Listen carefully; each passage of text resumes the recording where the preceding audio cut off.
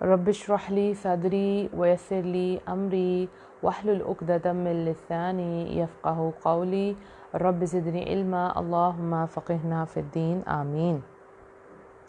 आज अल्हम्दुलिल्लाह 20th of Ramzan है और अब वो मुबारक रातें स्टार्ट होने लगी हैं जिनका हमें बड़ी बेसब्री से इंतज़ार था। यानी आज जो होगी वो 21st नाइट होगी, यानी पहली ताक रात होगी।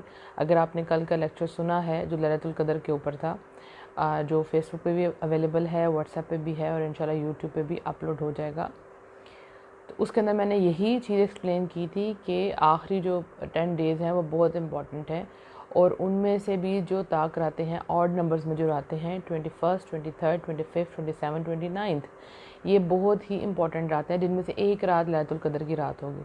जिसने उसको पा लिया उसने हर खैर और भलाई को पा लिया, जिसने उसको मिस कर दिया समझे वो महरूम रह गया। असल आप देखिए हमें रमज़ान का इंतज़ार होता है इबादत के लिए, दुआओं के लिए, लेकिन ये जो रात होती है इसको ढूंढना हमारे लिए सबसे इम्पॉर्टेंट होता है, इसको पा लेना हमारे लिए सबसे इम्पॉर्टेंट होता है। यानी ये 1000 महीनों से बेहतर है, अल्लाहु अकबर, कि कोई इंसान 1000 महीने इबादत करे और एक इंसान को ये रात मिल जाए, तो इसकी फ़जीलत बहुत ज़्यादा है और इसकी इम्पोर्टेंस सारी मैंने उस लेक्चर में बता दी है। आप देखें पाकिस्तान में आज 21st नाइट है, ठीक है, 21वीं रात है और आज आपको इबादत करनी है इंशाल्लाह, और फिर कल के बाद फिर परसों इंशाल्लाह 23वीं रात होगी। इस तरह फिर एक दिन के गैप के साथ ये रातें होंगी। या ये मैं सऊदीया के लिहाज से नहीं बता रही, बाकी किसी कंट्री के लिहाज से नहीं बता रही, क्योंकि सऊदीया में कल थी वो रात, राइट। अब देखें आपने अपने रात के मुताबिक इबादत करनी है, किसी और मुल्क के मुताबिक इबादत नहीं करनी। आपने अपने जिस एरिया में आप रहते हैं उसके चाँद के मुताबिक जो आपकी तारीख़ है उस मुताबिक ही इबादत करनी है। अब ये ना हो आप सोचें कि सऊदीया वाले कल इबादत कर रहे थे तो हम भी कल करें, नहीं, ऐसा आपने नहीं करना। ये कुछ गलती लोग कर देते हैं। और दूसरी बात यह है कि एक और गलती आपने कभी नहीं करनी, वो ये कि अगर आप एक रात इबादत करें और आपको महसूस होता है कि यही लैलतुल क़द्र की रात है और आप बाकी रातों की इबादत छोड़ दें, ऐसा नहीं करना। या कोई आपसे कहे कि मुझे महसूस होता है कि 25वीं रात जो है ना वो लैलतुल क़द्र की रात थी, और आप सोचें अच्छा चलो ठीक है सही है, अब मैं आगे से 27th और 29th को इबादत नहीं करूँगी, ऐसा हरगिज़ नहीं करना। आपको भी महसूस हो, कोई भी आपको बताए, लेकिन आपने 5 रातें इबादत करनी है। तीसरी गलती हरगिज़ नहीं करनी कि ज़्यादातर लोगों का जो कॉन्सेप्ट है पाकिस्तान में, जिनको इल्म नहीं है, वो समझते हैं 27th नाइट जो है 27वीं की रात है वही लैलतुल क़द्र की रात है। ऐसा नहीं होता, ये रात बदल बदल के आती है।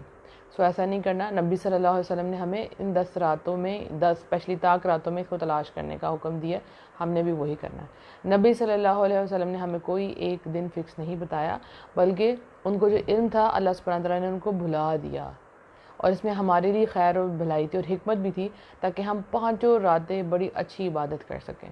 एक रात होती तो शायद हम एक ही रात मांगते। अब सोचें कि आपने 5 रातें इबादत किया, ठीक है, उसमें से एक लैलतुल क़द्र की रात होगी, लेकिन जो बाकी 4 रातें थी उनका भी तो अजर और सवाब आपको मिलेगा ना, और उसमें भी आपने दुआएं की होंगी। दुआएं तो दोनों दिन कबूल होंगी ना, तो दुआओं अल्हम्दुलिल्लाह इस लिहाज से आपके लिए पॉजिटिव पॉइंट हो गया। हो सकता है किसी ने लैलतुल क़द्र में इतनी खुशू से दुआ ना मांगी हो जो बाकी दिनों में मांगी हो, लेकिन यह है कि कोशिश करें 5 रातें जो है बहुत अच्छे तरीके से इबादत करें और सारी दुआएं 5 दिन में मांगें, और 5 दिन में आपकी जो क्वालिटी है ना इबादत की वो एक जैसी हो। हाँ, जो लैलतुल क़द्र की रात होती है उसमें ये होता है कि इंसान की फीलिंग ही डिफरेंट होती है, उसमें इबादत खुद ब खुद होती जाती है।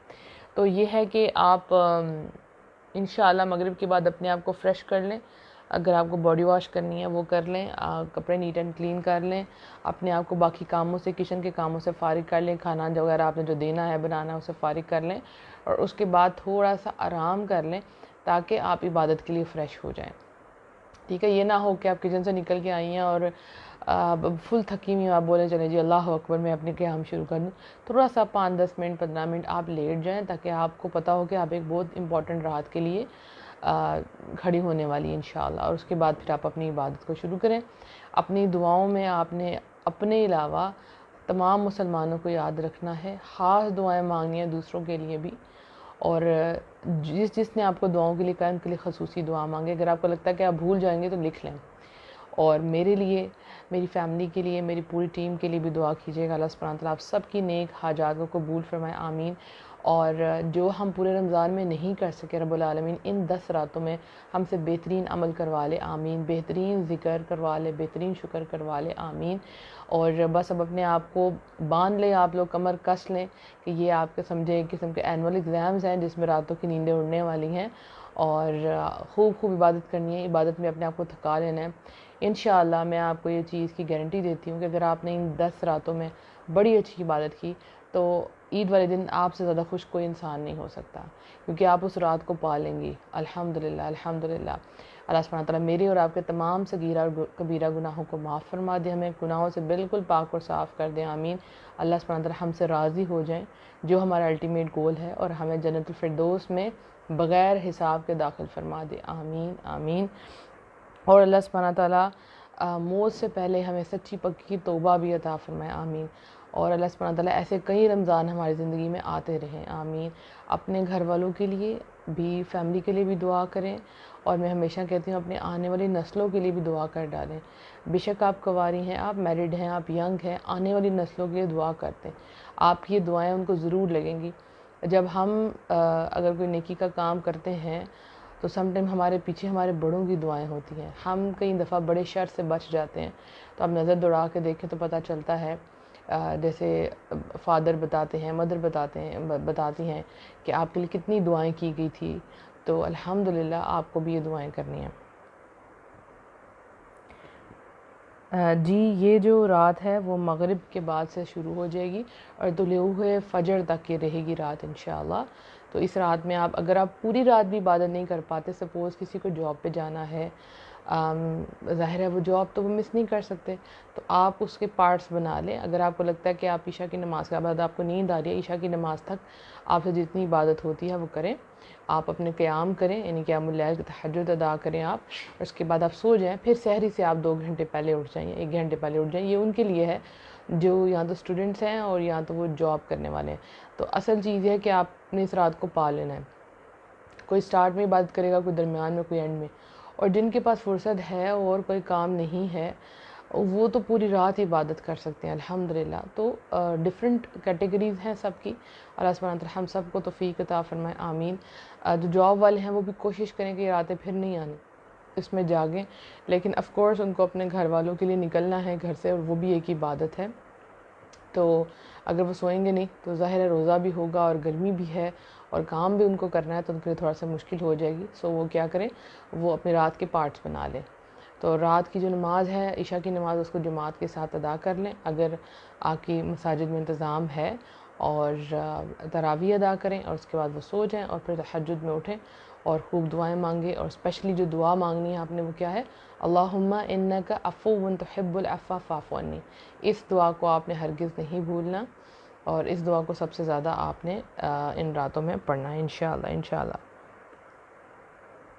और इत्तिकाफ़ के हवाले से रात को भी काफ़ी क्वेश्चंस आए थे, और मैंने रात को भी क्लियर किया था कि इत्तिकाफ़ जो है वो मर्द का हो या औरत का हो, वो घर में नहीं होता, होता ही मस्जिद में है। अगर आपकी मसाजिद में इंतज़ाम नहीं है तो आपने दीन को बदलना नहीं है, बल्कि आपने इत्तिकाफ़ नहीं करना। आपने नियत कर ली तो अल्लाह सुब्हानहू तआला इंशाअल्लाह इस पे आपको अजर देंगे।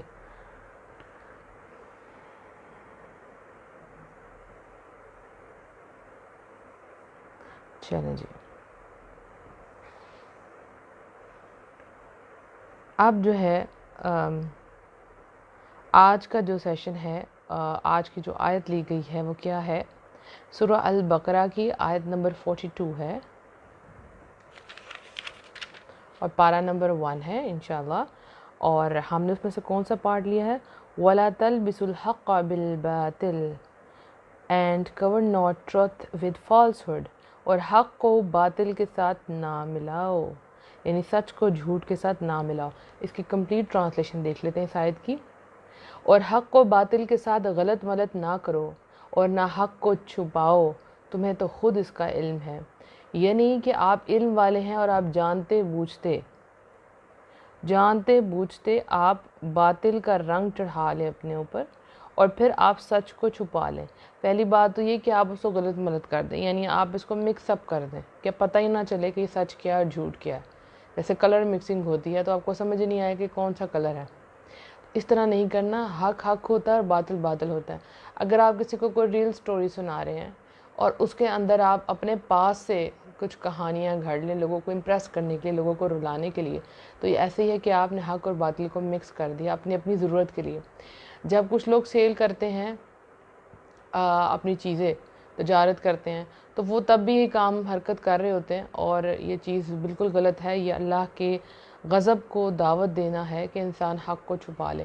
कि जब तजारत करते हैं तो या तो अच्छी चीज़ को छुपा लेते हैं, पीछे कर लेते हैं, या दोनों का मिक्सचर कर देते हैं।